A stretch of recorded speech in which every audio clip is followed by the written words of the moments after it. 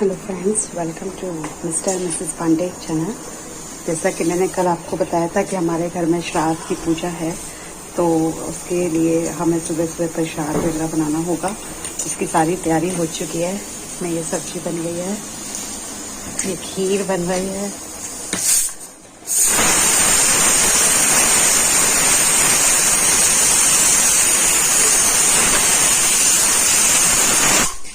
सीताफल की सब्जी मम्मी ने बनाई है। और ये मैंने आपको जैसे बताया था कि बड़े की मैं आपको रेसिपी भी आपसे शेयर करूंगी। तो ये बड़े की तैयारी हो गई है। इसमें मैंने मूंग की दाल को भिगो कर, तो इसमें मैंने इनो भी मिक्स कर लिया है। और मैं इसे पहले स्पून से अच्छे से मिक्स कर दूंगी, उसके बाद हाथ से इसको फेंटूंगी, क्योंकि जितना अच्छा ये पिटा होगा उतने ही अच्छे हमारे बड़े बनेंगे।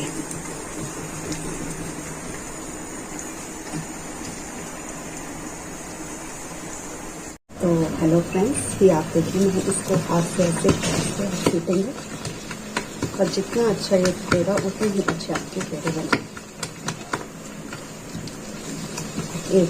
एक तरफ मैंने कढ़ाई में तेल गरम करने के लिए रख दिया है।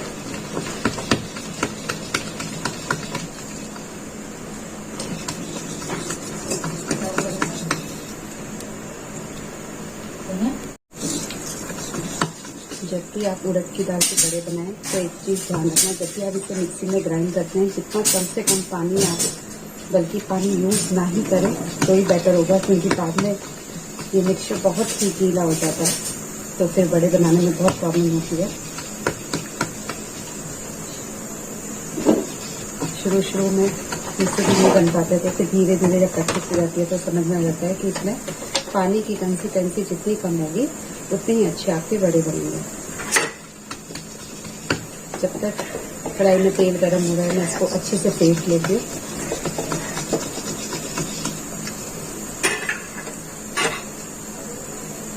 जब भी आप बड़े बनाए, थोड़ी सी दरदरा सा इसका पेस्ट होना चाहिए, बिल्कुल फाइन ग्राइंड भी नहीं करना आपको।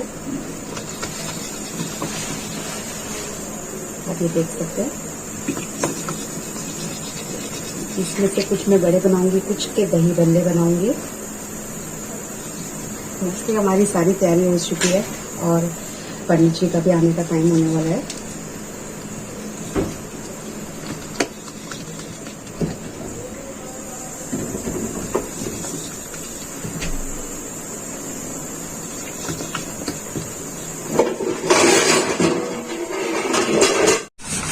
तो तेल गरम हो चुका है।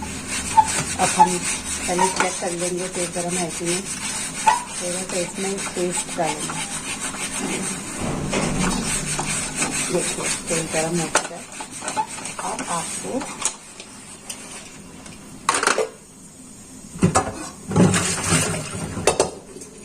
हाथ में थोड़ा सा पानी लगा के ये थोड़ा सा पेस्ट हाथ में देंगे और इसको भी पानी से इसमें शेक।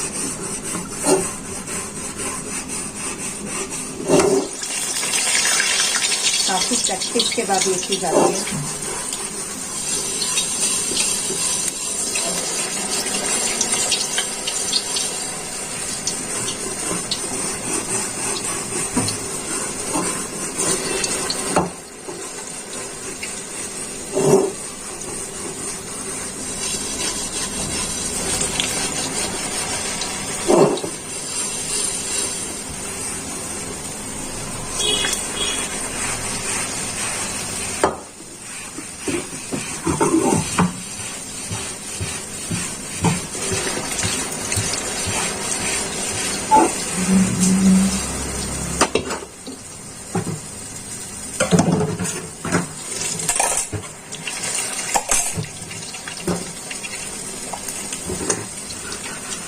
आप देख सकते हैं कि कितनी अच्छी इसकी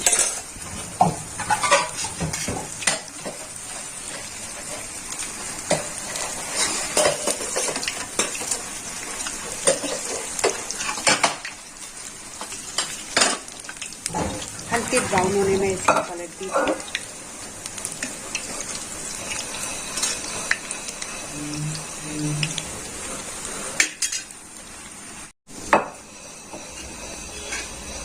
ये देखिए,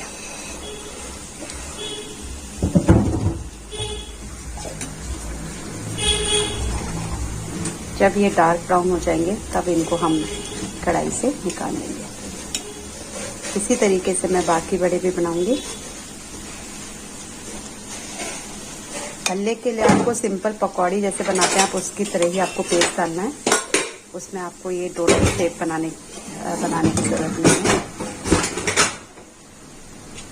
शुरू में आपको ये शेप बनाना काफ़ी डिफिकल्ट होगा, पर धीरे धीरे अगर आप प्रैक्टिस करेंगे तो ये आपसे बन जाएंगे।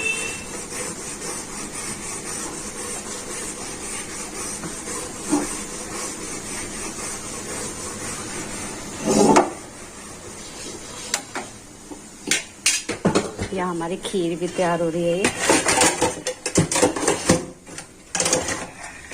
अभी इसको हम गाढ़ी होने के लिए थोड़ा और छोड़ देंगे। चावल पक गए हैं, बट फिर थोड़ा सा और गाढ़ा होने देंगे। जितनी ज़्यादा खीर पकेगी उतनी ही खाने में स्वादिष्ट होगी। ये देखिए, ये कद्दू की सब्जी है, ये मम्मी ने बनाई है। इसका कलर आप देखिए कितना अच्छा आया है।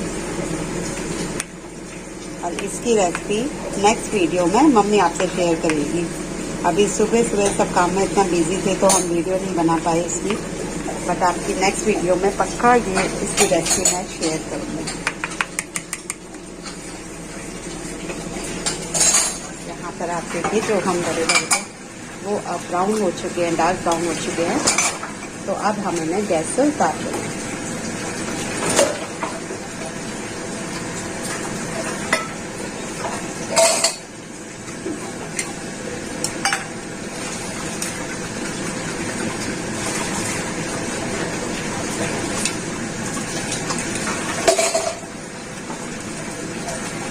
तो फ्रेंड्स, आप ये देखेंगे बड़े बनने वाले हैं। और आप मेरे से मिलिए, हम दोनों को वीडियो में आपने बहुत साथ में देखा होगा। ये मेरे साथ काजू बादाम कटिंग करके मेरे साथ खाने में हेल्प कर रहे हैं। पूरी खीर बन चुकी है, अब ये काजू बादाम कटिंग करके उसमें डालेंगे, गार्निश करेंगे। पितृ प्रसाद बन रहा है, पितृ प्रसाद बन रहा है, पितृ प्रसाद। हाँ, मैंने जैसा कि फ्रेंड को बताया था कि आज हमारे घर में श्राद्ध है, पापा का श्राद्ध है, तो उसी की तैयारी हो रही है सारी।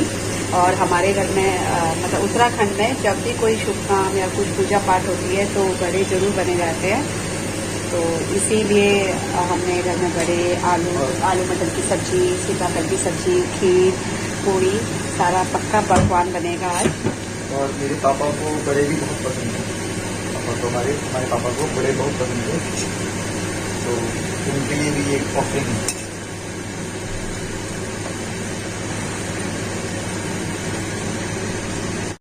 जैसे कि फ्रेंड मैंने आपको बताया था कि पहले हम कुछ बड़े बनाएंगे और कुछ भल्ले। तो भल्लों के लिए मैंने इन बड़ों को पानी में भिगो दिया है ताकि इनमें से जो ऑयल है वो भी निकल जाए और ये एक्स्ट्रा सॉफ्ट हो जाए।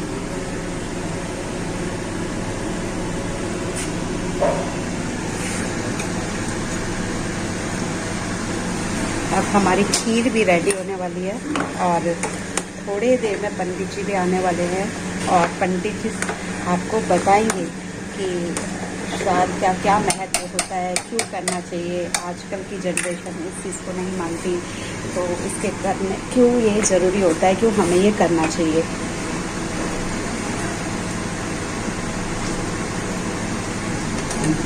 Friend, welcome to mister and missus Pandey. जैसे कि आपको मैंने बताया था कि हमारे पंडित जी आएंगे तो वो आपको श्राद्ध का महत्व बताएंगे कि क्यों श्राद्ध करना चाहिए और रक्षाबंधन का महत्व बताएंगे।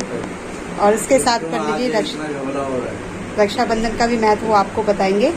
तो पंडित जी आप बताएंगे कि श्राद्ध का क्या महत्व है। पहले रक्षाबंधन का महत्व है। हाँ जी, रक्षाबंधन क्या है कि हमारे हिंदू धर्म में 4 वर्ण है।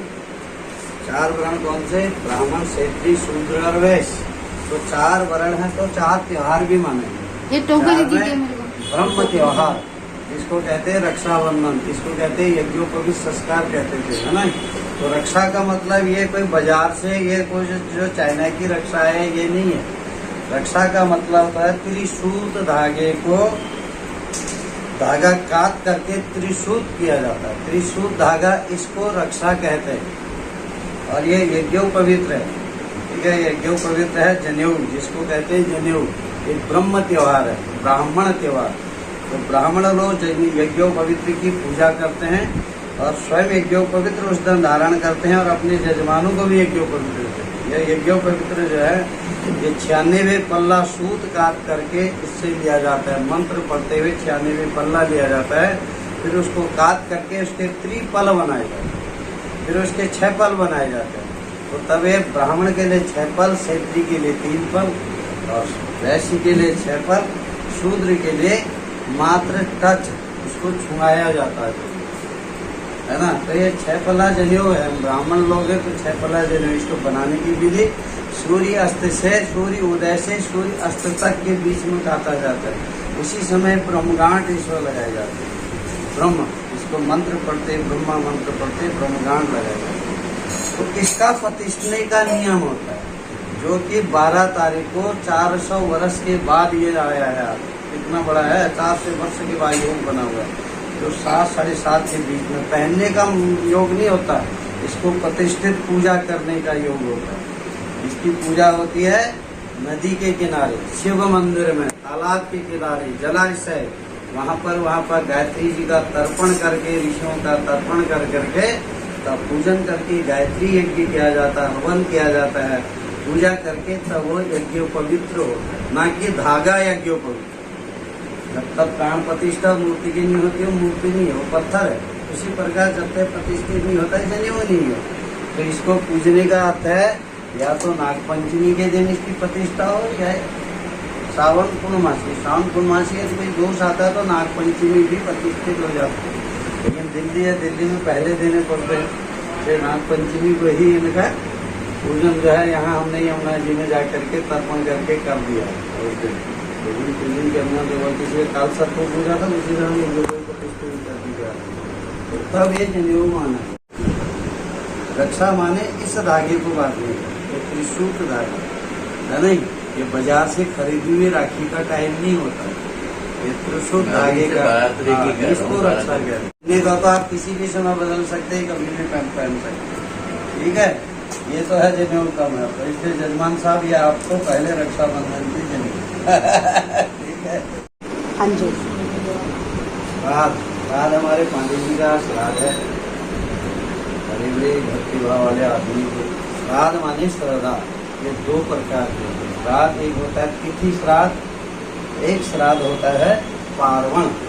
तो आज उनकी तिथि है, आज श्रावण मासे शुक्ल पक्षे कृष्ण शुक्ल त्रयोदश्याम तिथि, त्रयोदशी तिथि। इसी त्रयोदशी तिथि को उन्होंने अपने शरीर को छोड़ के परम लोग प्रोग्राम गए थे, इसलिए आज उनका ये छठा है,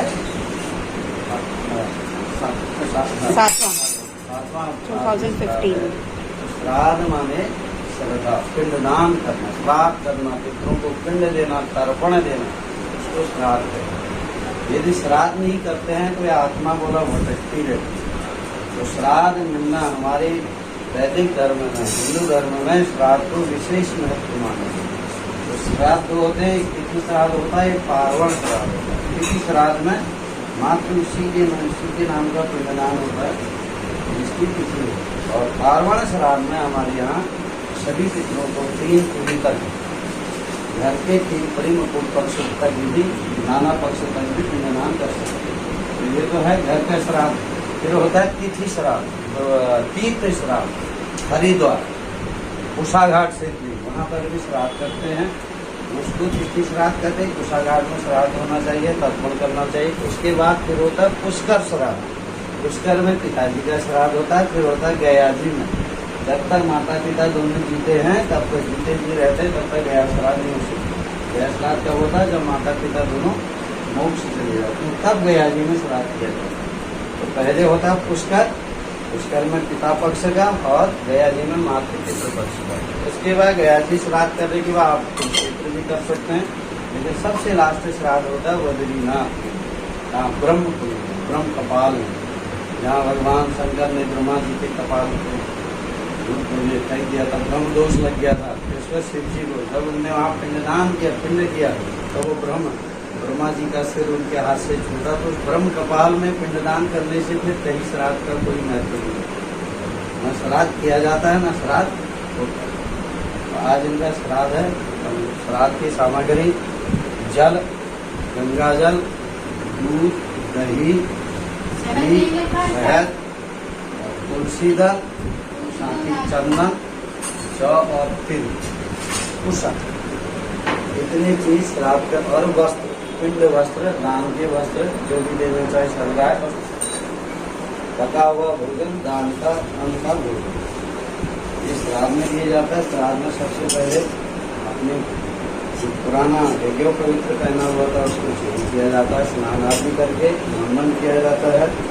लेकिन कलयुग में मात्र श्राद्ध भी करते तो बहुत ही, मुंडन तो आज कौन कर रहे हैं, बहुत ही कम लोग करते हैं। लेकिन ऐसा है, मुंडन भी होना चाहिए। मुंडन नहीं है तो कोई नहीं, सबसे पहले जनेऊ चाहिए,